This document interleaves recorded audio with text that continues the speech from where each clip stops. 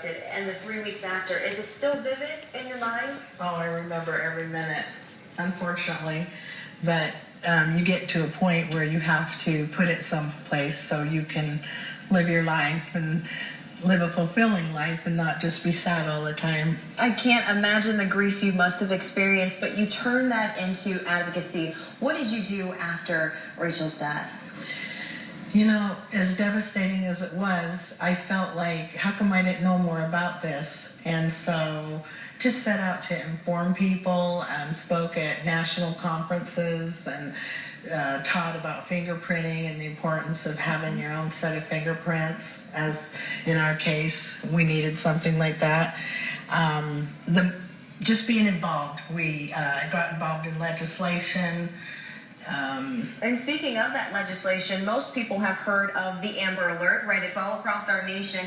You are the mother of the Amber Alert, right? How did that get started? Well, here in Utah, we started it in 2002. It was the Rachel Alert. And so they didn't want to forget Rachel and honor her in each of the brochures to date.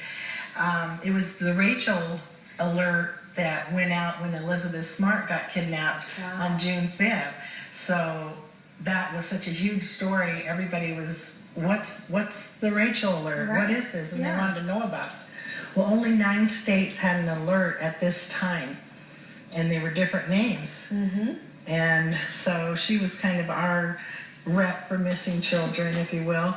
And so within a year or so, all 50 states adopted the alert. And they went with the very first alert, which was the Amber Alert. So there wouldn't be any confusion across state lines and whatnot, because time is of the utmost importance when there's an abduction. And we just watched Marcos Ortiz's special assignment. Those kids, a lot of them walked off with him or talked to him. And do we see that often? Do you talk to parents and kids about it? And we're obviously still having this issue. Yeah, we see it quite often. We also have the children that are fearful and won't participate. But most people tend to be nice.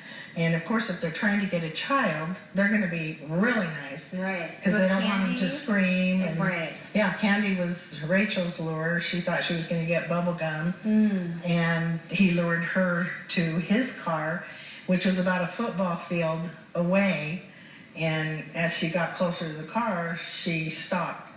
Something didn't feel right. She was too far from everything, and that's when he ran back and grabbed her and shoved her in the car. And so, of course, we were thrown into this nightmare, and I don't want anyone to ever have to go through that again. So it seems like you put your own feelings aside, at least for the moment. And when you talk to these parents and you talk to these kids, do parents think that this won't ever happen to me? Do you still run into that? People always think it won't happen to them, and they don't know how I've actually lived with it. But I didn't have a choice. So we fight against it. We've got the Amber Alert. We've had 34 alerts for 39 children. Hoping that none of the children will experience what Rachel did and what your family did. Thank you so much for joining us and talking to us. It was a pleasure speaking with you. Thank you. Brian, back to you.